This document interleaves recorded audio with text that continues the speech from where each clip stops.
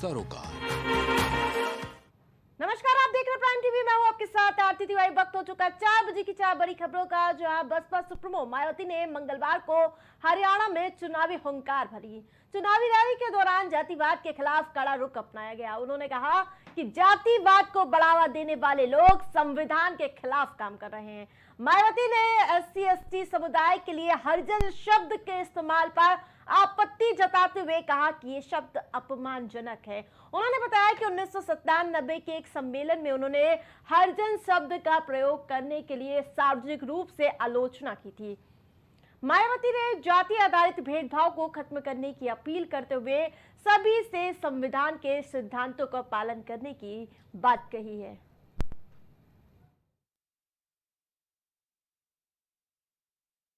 LLB first year की student थी, Delhi university से पढ़ रही थी। 1977 में जनता पार्टी की सरकार बनी और इन्होंने वोट क्या कह के लिया था कि हम स्वर्गीय श्री बाबू जगजीवन राम जी को देश का प्रधानमंत्री बनाएंगे, जिसको कांग्रेस ने नहीं बनाया। कांग्रेस ने भी नहीं बनाया जिनको, और जनता पार्टी ने भी नहीं बनाया 77 में।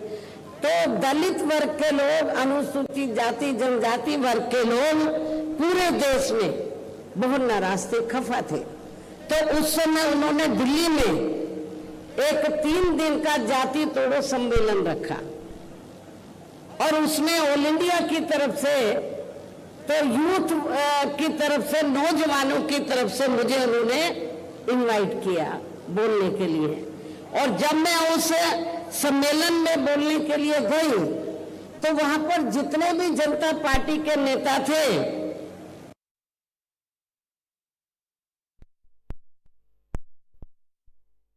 वहीं आपको बता दें कि मायावती ने हुंकार भरी। मायावती ने SC/ST समुदाय के लिए हरिजन शब्द के इस्तेमाल पर कड़ी आपत्ति जताई है। ये शब्द अपमानजनक है। उन्होंने बताया कि 1997 के एक सम्मेलन में उन्होंने हरिजन शब्द का प्रयोग करने के लिए सार्वजनिक रूप से आलोचना की थी। मायावती ने जाति आधारित भेदभाव को खत्म करने की अपील करते हुए सभी से संविधान के सिद्धांतों का पालन करने का बात कही है। तो वहीं लगातार चुनावी हुंकार भरती हुई नजर आ रही मायावती। बढ़ते अगली खबर की ओर, जहां सुल्तानपुर लूटकांड के बाद इसमें शामिल आरोपी मंगेश यादव का एनकाउंटर लगातार सुर्खियों में और विवाद थमने का नाम नहीं ले रहा है। इस एनकाउंटर के खिलाफ एक तरफ जहां समाजवादी पार्टी समेत विपक्ष ने सवाल उठाए हैं, तो वहीं अब मंगेश यादव के परिवार ने बड़ा कदम उठाया है। मंगेश यादव के परिवार ने एनकाउंटर में शामिल पुलिस वालों के खिलाफ कोर्ट का रुख किया है। अपनी तरफ से इंसाफ की मांग करते हुए मंगेश यादव की मां शीला देवी ने जौनपुर CGM कोर्ट में पुलिस के खिलाफ FIR दर्ज करने की अर्जी दायर की है। इस अर्जी में आपराधिक षड्यंत्र और जाति संप्रदाय भेद के आधार पर हत्या की धारा, यानी कि इस आधार पर आरोप लगाया। और आपको बता दें कि लगातार इस मुद्दे पर सियासी पारा हाई नजर आ रहा है। और आपको बता दें कि मंगेश यादव की मां शीला देवी की तरफ से जौनपुर CGM कोर्ट में एक अर्जी डाली गई है। इसमें STF की टीम के साथ SP सुल्तानपुर, SHO कोतवाली देहात सुल्तानपुर और इसके साथ साथ जौनपुर के बक्शा SHO पर FIR दर्ज करने के आदेश दे दिए गए हैं। मंगेश जौनपुर के बक्शा थाना क्षेत्र के अग्रोरा का रहने वाला था। अब 11 अक्टूबर को कोर्ट सुनवाई करेगा। ऐसे में देखना दिलचस्प होगा कि मंगेश यादव की मां की इस अर्जी पर आखिरकार कोर्ट का रुख क्या होता है।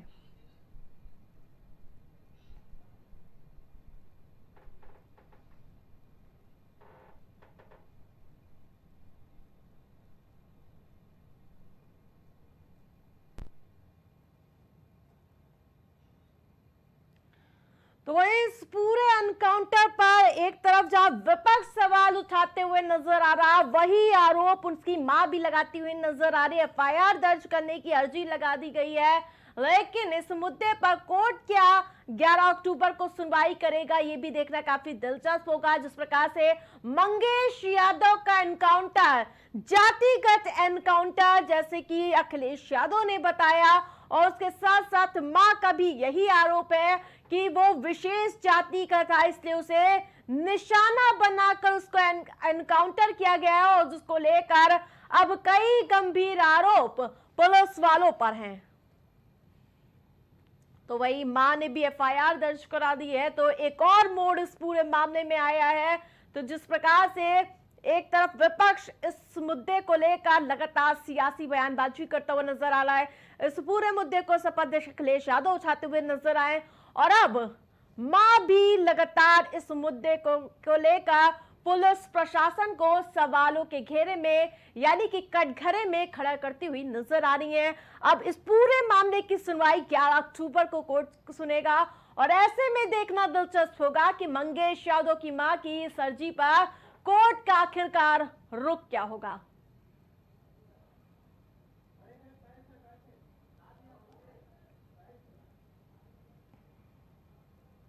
ज्यादा अपडेट के साथ संवाददाता आशुतोष हमारे साथ जुड़ चुके हैं। आशुतोष, जिस प्रकार से पहले विपक्ष सवाल उठा रहा था कि ये जातिगत एनकाउंटर है और अब मां ने एफआईआर दर्ज की है, करवाई है, क्या कुछ पूरा अपडेट मिल पा रहा है? आशुतोष,